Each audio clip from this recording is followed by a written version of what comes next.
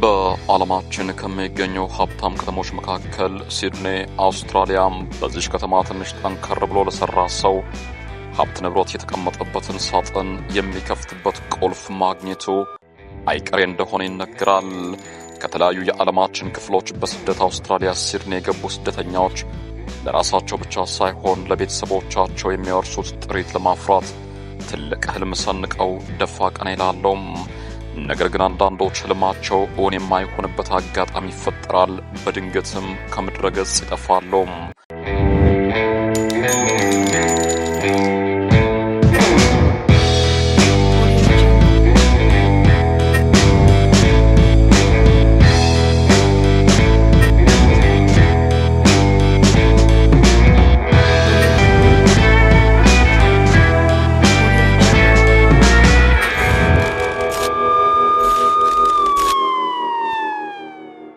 ቴዲ ጎንዛሌዝ ባለቤቱ ላይቨርና ሁለት ልጆቻቸው ሴትና ክላውዲን እንደ ጎርጎሪያኑ የቀን አቆጣጠር 1991 ከፊሊፒንስ በስደት አውስትራሊያ ሲድኒ ደርሰዋል። አራቱ የቤተሰብ አባላት በዚህ ከተማ ህይወት ቀናና አልጋ ባልጋ እንደሚሆንላቸው ተስፋ አድርገዋል። ወደ ሲድኒ ከመምጣታቸው ከአንድ ዓመት በፊት ቤተሰቡ ክፉ ደግ ባዩበት የትውልድ ከተማቸው ከባድ የተባለ የመሬት መንቀጥቀጥ ተከትሎ ኩዊን ቪክቶሪያ የተባለው የቤተሰቡ ትልቅ ሆቴል ከጥቅም ውጭ ሆኗል። የቤተሰቡ አባላት ከመሬት መንቀጥቀጡ አደጋ ቢያመልጡም አንደኛው ልጅ የ9 ዓመቱ ሴት ግን የመኖሪያ ቤታቸው ቢሞድቆበት በፍርስራሽ ውስጥ ሆኖ እየጮኸ እርዳታ እየጠየቀ ነበር። እግሩ ላይ ክፉኛ ጉዳት ደርሶበታል። አባት ዋስ ጠበቃ ነው። የልጁን ጣረሞት የሰማው አባት ቴድ የራሱን ህይወት አደጋ ላይ ጥሎ ከማንም ቀድሞ ለልጁ ደረሰለት። ልጅ አባቱን ውለታ እንዴት መክፈል እንዳለበት ያስባል። ነገር ግን ምናልባት ያ ቀን ላይመጣ ይችላል። አባት ቴድ ጎንዛሌዝ በሀገሩ የታወቀ ጠበቃ ነበር። በሲድኒም ጊዜ አላባከነም። የጥብቅና ፍቃድ አውጥቶ የብዙዎች መመኪያ ሆነም። ገቢያቸው መሻሻሉን ተከትሎ ዘመናዊ ቤት በመግዛት መኖሪያቸውን በሀብታሞች መንደር አደረጉም። የቤተሰቡ አባላት ቅንጦት የተሞላበት ህይወት መገለጫቸው ሆነም። አባት በሱ ገቢ ምክንያት ቤተሰቡ የፈለጉትን ነገር እየገዙ ሲደሰቱ ሲመለከት ደስታው ወደር አልነበረውም።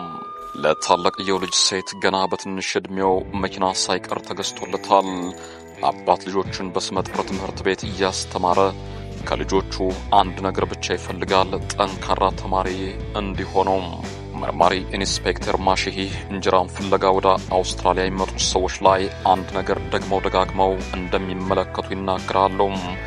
ከዜጋው ከአውስትራሊያን በተለየ ስደተኛዎች ለቤተሰቦቻቸው በጣም ይጨነቃሉ። መርማሪው እንደሚሉት ደም ተፍተው የሚሰሩት ለቤተሰቦቻቸው በቂ ሀብት ለማውረስ ነው። ልጅ ሴት የአባቱን ፈለግ እየተከተለ ነው። የህግ ትምህርቱን በአንድ ታዋቂ ኮሌጅ መማር ጀምሯል። ልጅ ሴት የፈለገውን ነገር ሁሉ ወላጆቹ እንዲያደርጉለት ይጠይቃል። ሁሉን የሚያደርገው አባት ደግሞ ከልጁ ሴት ጠንካራ የትምህርት ውጤትን ይጠብቃል። መጠበቅ ብቻ አይደለም፣ ቀን ተቀን ይከታተለዋል። አባት በሂደት የራሱን የጥብቅና ድርጅት ለወንድ ልጁ ሴት ማውረስ ይፈልጋል። ሴቷ ልጅ ክላውዲየንም አንገቷን ደፍታ እየተማረች ነው። እንደ ጎርጎሪያኖ የቀን አቆጣጠር ሐምሌ 9 2001 ክላውዲን 18ኛ ዓመት የልደት በዓሏን እያከበረች ነው። ቤተሰብም ልደቷን በማስመልከት ለየት ያለ የራት ግብዣ መዘጋጀቱን ተከትሎ ምሽቱን በአንድ ትልቅ ሆቴል ለማክበር ወደ ስፍራው አቅንተዋል። በከተማዋ ታዋቂ በሆነው የጃፓን ምግብ ቤት የማይረሳ ልደት አሳልፈው ሁሉም ደስተኛ ሆነው ወደ ቤት ተመልሰዋል። ነገር ግን በቀጣዩ ዕለት የዚህ ደስተኛ ቤተሰብ ህይወት በድንገት ከምድረ ገጽ ይጠፋል። አሁን ያ አስቀያሚ ምሽት መጥቷል። ሐምሌ 10 2001 የጎርጎሪያኖ የቀን መቁጠሪያም ሰሜን ሲድኒ አውስትራሊያም ልደቷን ያከበረችው የ18 ዓመቷ ክላውዲን በማግስቱ ጸጥታ በተሞላው የወላጆቿ ቤት መጽሐፏና ደብተሯን ጠረጴዛዋ ላይ ደርድራ እያጠናች ነው። ቀን 10 ሰዓት ተኩል። እሷ ይህ የመጨረሻዋ ቀን እንደሆነ አላወቀችም። ሞት አይኑን አፍጥጦ ጥርሱን አግጥጦ እየመጣባት ነው።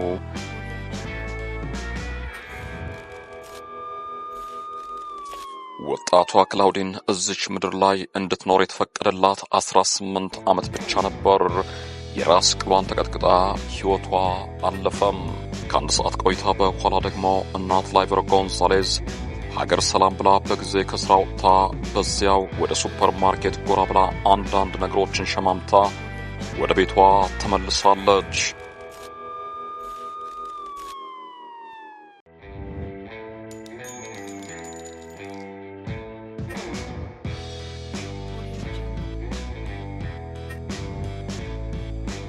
ምሽት 1 ሰዓት አካባቢ ደግሞ አባት ቴድ ቤት ደርሰዋል።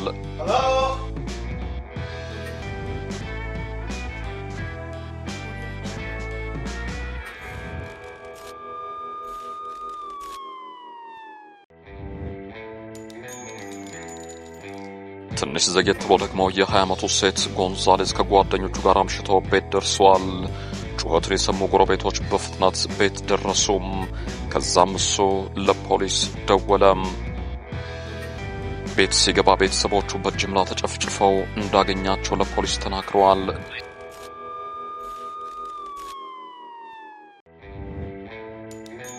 ፖሊስ ወንጀሉ በተፈጸመበት ስፍራ ሲደርስ ብዙ አጠራጣሪ ነገር አልተመለከተም።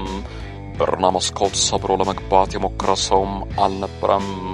ወንጀሉ የተፈጸመበትን ስፍራ ለተመለከተ የእንስሳት እርድ የተከናወነበት ስፍራ ይመስላል። ሶስቱም የቤተሰብ አባላት በስለት የደረሰባቸው ጥቃት ለቁጥር እንደሚያዳግት መርማሪዎች ይናገራሉ። የፎረንሲክ ምርመራው ሲቀጥል ሶስቱም የቤተሰብ አባላት ከአስክሬናቸው ሙቀት በመነሳት በተለያየ ሰዓት መገደላቸውን ማረጋገጥ ተችሏል። ከዚህ በመነሳት ግድያው በደንብ ታቅዶበት የተፈጸመ ሲሆን ነፍሰ ገዳዩ በቤት አድፍጦ ሳይዋከብ በምቾት የፈጸመው ወንጀል ነው ሲሉ መርማሪዎች ድምዳሜ ላይ ደረሱም። አሁን ዋናውና መሰረታዊ ጥያቄ ይህንን ቤተሰብ በዚህ መልኩ አድፍጦ አንድ በአንድ በጭካኔ መግደል የፈለገው ማን ነው የሚለው ነው። በአንደኛው የመኖሪያ ቤቱ ክፍል ነፍሰ ገዳዩ የገደለበት ምክንያት ትቶ የሄደ ይመስላል። በኩሽና ክፍሉ በግድግዳው ላይ በስፕሬይ የተጻፈ ጽሑፍ ግድያው በዘረኝነት ምክንያት የተፈጸመ ይመስላል። ኤሲያዎችን እናስወግድ ይላል ጽሑፉም። ምርመራው የግድ አንድ ቦታ ላይ መጀመር ይኖርበታልና ከቤተሰቡ አባላት በሕይወት ከተረፈው ወንድ ልጅ ሴት ጋር መርማሪ ፖሊሶች ሳምንታትን የፈጀ ቃለ ምልልስ አደረጉም። በቃለ ምልልሳቸው አባት ከስራ ባልደረቦቹና ከደንበኞቹ ጋር የተፈጠረ አለመግባባት ከነበረ ልጅ እንዲነግራቸው በተደጋጋሚ ጠይቀውታል። ሴት ውጭ አምሽቶ ወደ ቤት ሲገባ የቤተሰቡ አባላት እንዴት ተገድሎ እንዳገኛቸው ለማስረዳት በመስማማቱ ገና ከበር ጀምሮ ሲገባ የተመለከተውን ነገር አንድ በአንድ በድርጊት ለፖሊስ አብጠርጥሮ እያሳየ ነው። እሱ እየጮኸ የአባቱን ስም እየጠራ ሊቀሰቅሰው እንደሞከረ ይናገራል። አባቱ ግን እስከ ወዲያኛው አሸልቧል። ከቤተሰቡ ጅምላ ጭፍጨፋ ማግስት የ20 ዓመቱ ሴት በሙሉ የራስ መተማመን የቤተሰቡን አስክሬን ያገኘበትን መንገድ በአስደናቂ ማብራሪያ ሲያስረዳ የተመለከቱት ሁሉ በወጣቱ በጣም ተገርመዋል። በተለይ ደግሞ የቤተሰቦቹ የቀብር ስነ ስርዓት ላይ ያደረገው ንግግር አጃይብ ያስባለ ነበር። ወጣቱ ሴት በዚህ አትገረሙ ሲል የቤተሰቡ 3 አስክሬን በተጋደመበት ስፍራ ታዳሚውን ያስገረመ ዝማሬ አቀረበም። እንዴት ሐዘንተኛው ወጣት በዚህ የመከራ ቀን ጉሮሮው የሚስረቀረቅ ድምፅ ችሎ አወጣለት ሲሉ ብዙዎች መጠራጠር ጀመሩም። ሐዘንተኛው ወጣት በዚህም አላበቃም። በአጭር ጊዜ ውስጥ የቤተሰቡን ሀብት ንብረት ለመውረስ እንቅስቃሴ ጀመረም። ሁሉም ነገር በስሙ እንዲዞርለት የሚመለከታቸውን አካላት ደጅ መጥናት ጀምረዋል። የእናቱን ጌጣጌጦችና የወላጆቹን መኪኖች ሲሰጥ የቤተሰቡ አይን እንኳ ገና አልፈሰሰም ነበር። ነገሩ በዚህ ሁኔታ ላይ ያለ አንዲት የቤተሰቡ ዘመድ የሰጣቸው የእምነት ክህደት ቃል ምርመራው መስመር እንዲይዝ ያደረገ አጋጣሚ ነበር። ግድያው በተፈጸመበት ዕለት አይን ያዝ ሲያደርግ ወንጀሉ ወደ ተፈጸመበት የዘመዶቿ ቤት ጎራ ብላ እንደነበር እሷ ትናገራለች። የአክስቱ ምስክርነት የ20 ዓመቱ ወጣት ሴት እንባ ያዞምባ እንዳይሆን መርማሪዎችን ስጋት ላይ ጥሏቸዋል።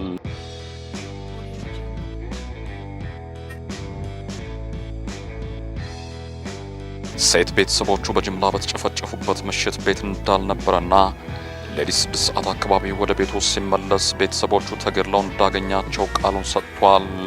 ወንጀሉ በተፈጸመበት በዚህ ምሽት አመሻሽ ላይ ገና አይን ያዝ ሲያደርግ ቤት የደረሰችው አክስቱ ግን በሰዓቱ የወጣቱ ሴት መኪና የመኖሪያ ቤታቸው የመኪና ማቆሚያ ስፍራ ላይ ቆማ መመልከቷን ለፖሊስ ጥቆማ ሰጥታለች።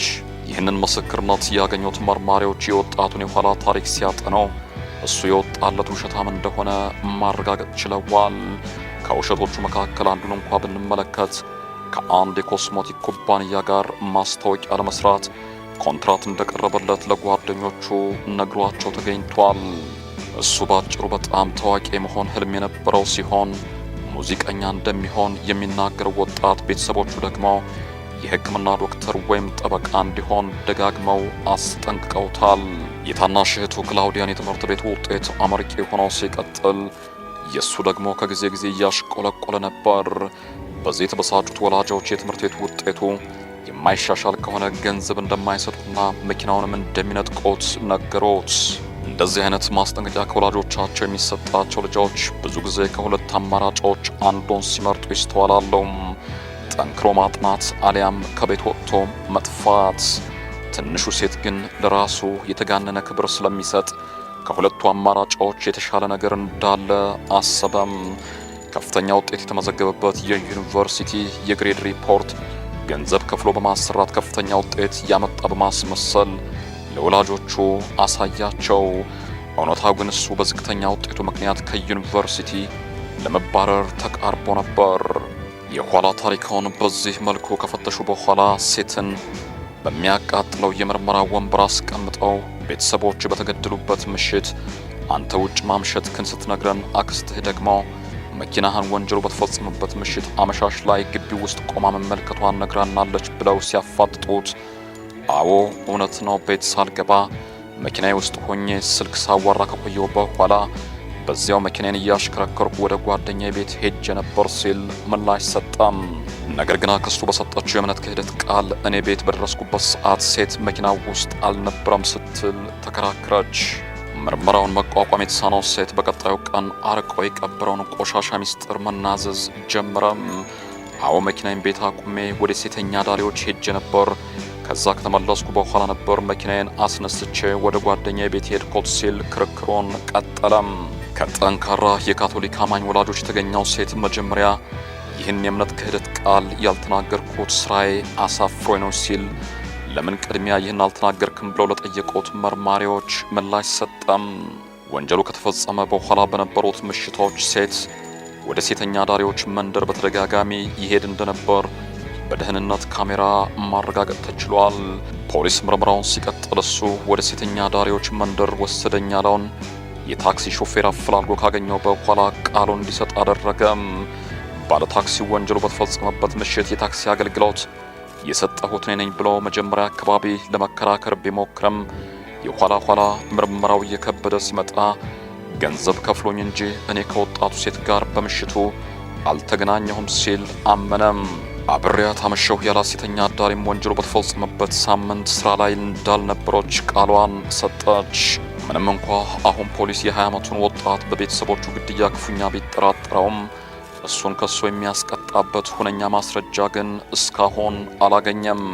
በዚህ ሁኔታ ላይ ያሉ ነበር የፎረንሲክ ባለሙያዎች ኦፍ ኤዥያንስ የሚለው የዘረኝነት ጽሑፍ ግድግዳው ላይ የተጻፈበትን የሰማያዊ ቀለም ፍንጣቂዎችን በአንደኛው የሴት ልብስ ላይ ያገኘውት።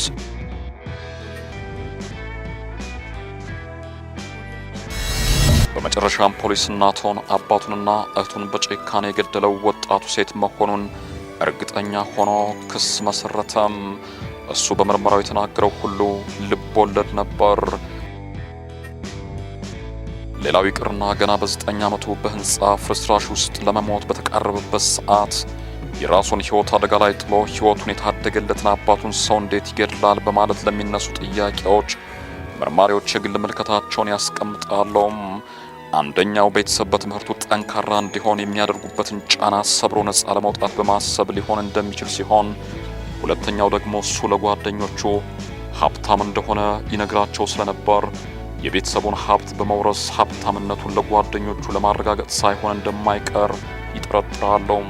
ቤተሰቦቹ ከመገደላቸው ከአንድ ሳምንት በፊት ቤተሰቡን መርዞ ለመግደል በኮምፒውተሩ ላይ አደገኛ መርዞችን ኢንተርኔት ላይ የፈለገበት ማስረጃም ማግኘት ተችሏል።